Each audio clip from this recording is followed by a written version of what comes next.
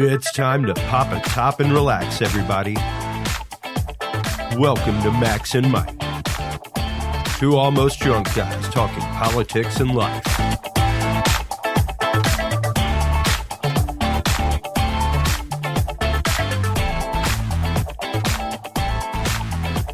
Hey everybody, it's Max Miller here tonight. I'm recording with his buddy Mike. Hey Mike, how are you? Fantastic. How's everything? It's doing okay, and Mike's recording from a remote secret location somewhere. He's no longer in Florida. They kicked him out. Anyway, it's Wednesday night, and we're only, 36 hours away from Trump's inauguration, so we're going to talk about that. But Mike and I did make a pledge, didn't we, Mike, that we're going to try and we're not going to be too serious, right? We're going to try and be lighthearted and not get too caught up in some of this stuff because it can take over your life. Yeah, speak for yourself. Yeah, thank you very much. Well, we have that. We have that coming up, and we also want to give a thank you to our one fan who I happened to catch on one of the websites who, without boring everybody in how I found it, said that he was talking to someone else and said, essentially thought that person he was talking to was one of us masquerading on the site, and said, "You're not one of those two idiots who do the podcast, are you?" So yes, no, it wasn't one of us to my to my knowledge, and but at least he had our number right. We are those two idiots. Well, it was very accurate. I mean, I don't know how long he listened, but that was amazingly accurate. Yeah, it was, wasn't it? He actually he figured us, maybe only listened for 5 minutes and turned us off, but he figured it out. So yes, we are those two idiots. So Mike is you don't have a drink with you, do you, right now? No, but I drank plenty earlier, so I'm still okay to talk. Oh, okay, good, because I don't even have a cocktail with me now. I have a beer, which someone bought me, so actually it's gone warm. And before anybody makes jokes about English people liking warm beer, that's not true. It's just a stereotype. No, it's true. It's like saying all English people have bad teeth or all Americans are fat. You know, it's just there's an element of truth to it, but it's not typically true. Yeah. So anyway, Mike, what's been catching your attention since you and I did one of these about a week ago? Anything special?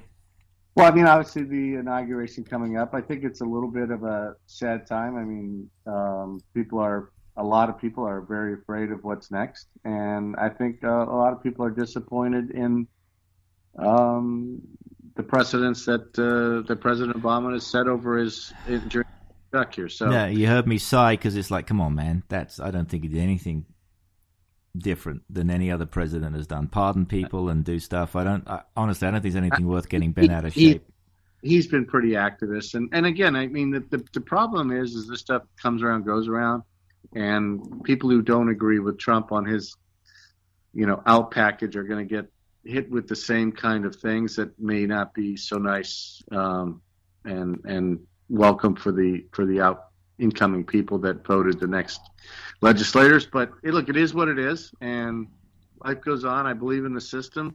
These are blips in the length of our country, and I'm optimistic, and I'm hopeful that everything will take care of itself. Well, I'm hopeful too, but I do want to remind everybody that actually Mike did actually vote for Trump. So if anything, I should probably give you his mailing address and cell phone number. So if you have any problems, but which actually is probably why Mike's in hiding right now. No, it's not true. But Mike, you actually have a new.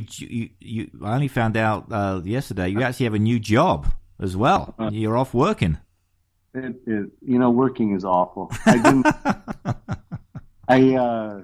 I was doing consulting for the last couple of years, as you know, and it was kind of work when you needed to or wanted to, or as you had passion, and I didn't have operational responsibilities like I do again. But it's life. You different times in your life, you've got to dig back in, and I wasn't born with a silver spoon like you, Jonathan. Yeah. Thanks. But I should point out also that you have like 20 dependents, don't you? In your family, you have a lot going on, that people that depend on a Mike paycheck.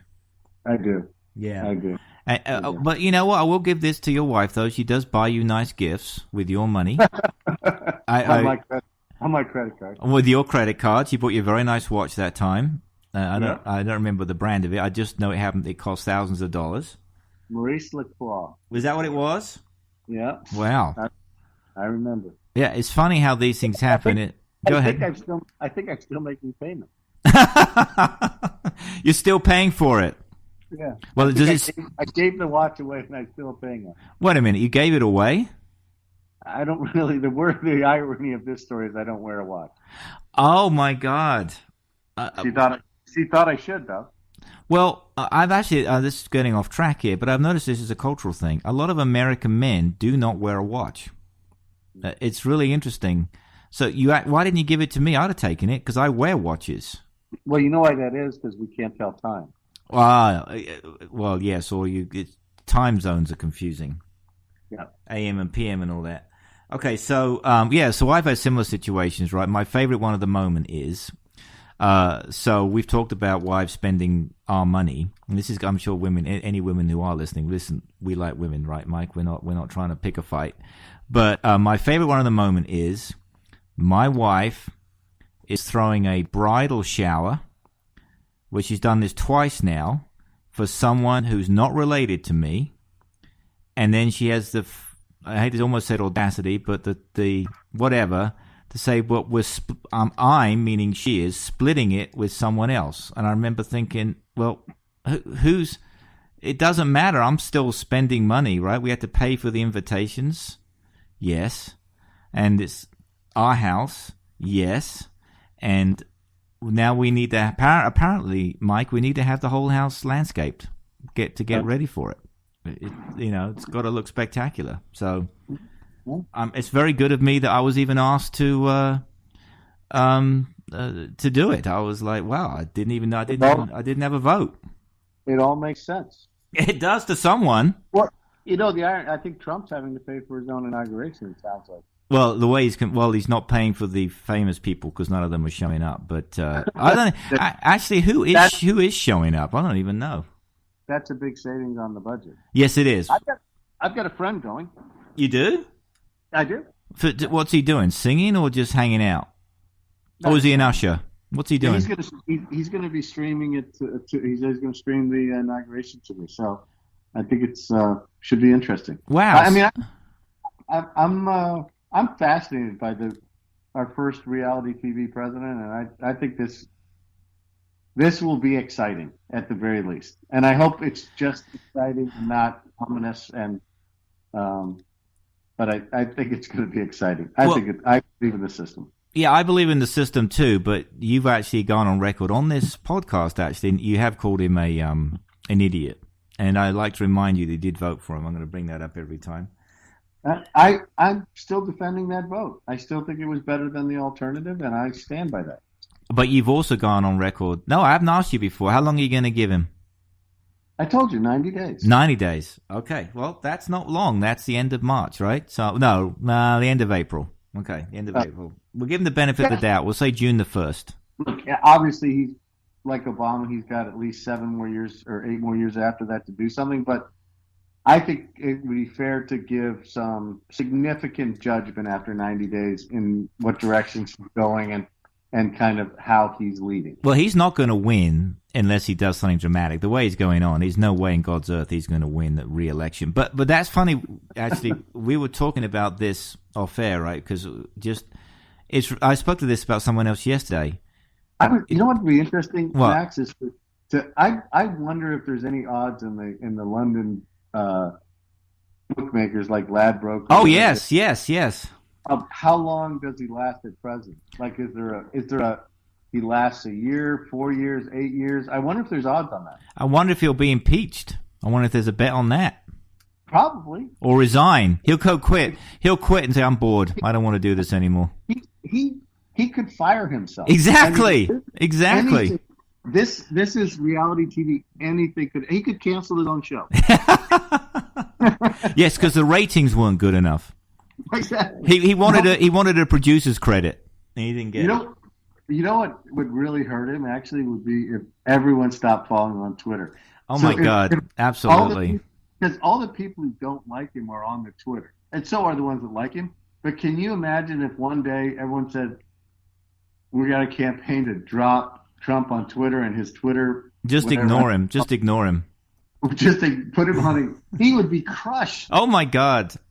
That's by the way, I think the best response, if you get on the wrong side of, if you could push his buttons, you could say, and you, instead of him having the last word, which he can't stand when he doesn't get it, if you were someone like, I don't know, when Schwarzenegger, for heaven's sake, he attacked Schwarzenegger for saying he didn't do a very good job on The Apprentice, or he attacks NBC.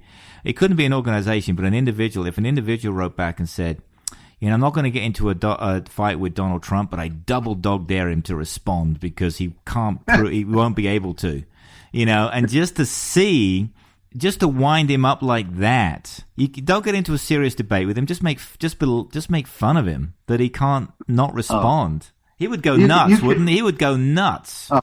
You could have like remember everyone has those nights when they get together and they watch Saturday Night Live or some sitcom. Oh, he can't. That's the other one he can't stand. You could get everyone together and have a party and just put it up on the big screen and just Twitter back with him, trying to wind him up. Exactly. You wouldn't be able to. You guys could. I mean, it would actually be a fun party. Actually, you did that to me. Yes. Now, I did. You had a party with all lawyers, and then you started winding me up for responses. I did. I was sitting outside on the patio and had some lawyer friends of mine, and we were just bullshitting. And one of them said to me, what he thought of Trump, blah, blah, blah. I said, actually, I guarantee you I can get a response from a buddy of mine. And sure enough, man, I sent Mike, I forget even what the context was about Trump, and we were laughing so hard. They were saying, "Oh, say this, see what he says now." It was brilliant. Yeah, but Trump wouldn't be able to do that. He would go absolutely nuts. Like right now, my favorite one of the moment is for Trump is he's coming in with the lowest approval ratings of any incoming president in modern times, and now he's arguing that the polls are wrong. The polls are wrong. Well, but he has a tiny argument there because all the polls said he had a 99% chance of losing, and he won. So, and by the way, I agree that the polls are probably fairly accurate right now, but yeah. I can understand him having some skepticism of polls and based on what happened. Yeah, but just because the poll's been wrong once doesn't mean it's wrong. They're wrong a second time, right? That's the point. But they've actually been wrong quite a bit in the recent history. Well, they were wrong about Brexit. I tell you. Yep. I voted for Brexit. I've said that here before. And, I can't, Nigel Farage, Mr. Brexit himself, the UKIP guy, will be at the inauguration. He was invited. He's going. Yeah. Good. So are you going to watch it? Your buddy's going to stream it? Well, how was he invited? What's he doing? One of his friends was part of the military at Southeast Asia Command or something, and he worked in the Obama administration and was on Air Force One a few times, and he got invitation. I don't know through what mechanism, but do you think Trump will stay on script? That's the funny thing, right? He did a tweet yesterday about his southern White House, as he calls it, the Bel-Lago, whatever the name of his southern estate is, and he said, I've been working on it for 3 weeks, and he's not going to stay on script. He can't do it. He can't. I think he's going to get in a 7 years ago. That's right. Although this day will live in infamy. He'll put that one in somehow too. Yeah. Do not ask what your country can do. Yeah, he'll get all those in, and he'll say, "I didn't plagiarize it. I made it up." I think he's going to get all those in there. I think he will, and this day will live in infamy, and he'll come up with all those good things. I think he'll surprise you. I think he'll actually do a very good inauguration speech. I really do. He might because of the solemnness of the moment. Yeah, he might. He might. I think he will. Yeah, he might. I'll bet you a beverage that he will. Okay, but he's going to tweet afterwards. That was the best speech ever. I'm not covering the tweeting. That's not part of it. What do you mean? Well, he's going to go off script and do stupid stuff after the. Yes. Oh, I see what you're saying. So he's going to, so afterwards he'll tweet something about, hey, it's damn cold up there. Good job I wore my long johns, or everybody's told me that was